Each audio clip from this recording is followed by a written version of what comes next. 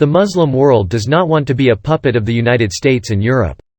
Because they know how ruthlessly they have to pay to be a puppet. The United States is embroiled in a psychological war with Russia over the Russia-Ukraine war.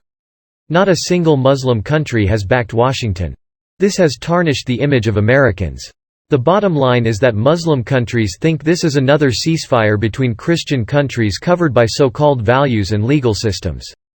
The Muslim world has experienced this before. They see the West as returning to its primitive war situation.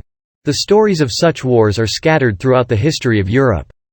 Saudi Arabia has publicly rejected the Biden administration's offer. Russia and Saudi Arabia, two of the world's most powerful oil nations, control the global oil market. The United States has repeatedly called on Saudi Arabia to resign immediately. But Saudi Arabia, directly, is not willing to withdraw from OPEC+ and has no intention of breaking any agreement with Russia. Riyadh did not agree with the U.S. proposal. Saudi Arabia's opponents Iran and Syria have openly backed Russia. Turkey offers mediation between Russia and Ukraine. In fact, they are behind the Belarus meeting. Israel has shown the biggest surprise. Whom we still know as America's closest ally. He wanted the United States to hand over iron, bombs, missiles and defense equipment to Ukraine. But Israel has made it clear that it will not go to Russia and will not give arms to Ukraine. At first, both the United States and Israel kept it a secret, but after the war began, the word spread in the media. This is not the end of the story. The United States is angry, but Israel has failed. The Israeli ambassador to Russia was called to the Russian Foreign Ministry in Moscow to ask if Israel knew what was happening in Ukraine. Power is in the hands of neo-Nazi groups, and they continue to operate with the help of Western countries. There is no doubt that Israel is well aware of the situation. To Israel, Ukraine is no longer like 10 countries, because at the end of September 1941, the SSR German police unit of the invading Nazi army was stationed in Ukraine. Under their leadership, one of the great genocides of the Second World War took place. The most affected were the people of Israel, the Jews and the Russians.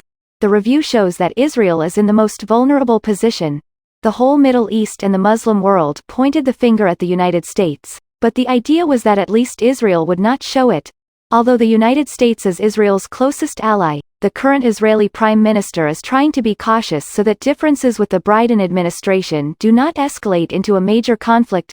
Israel, on the other hand, does not want to compete with Russia, and we all know the reason behind it, because both Russia and Israel have suffered a lot at the hands of these neo-Nazi forces.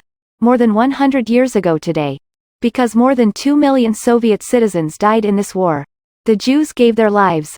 Israel also knows that Russia is deeply committed to its anti-fascist activities, especially in the history of the Western world.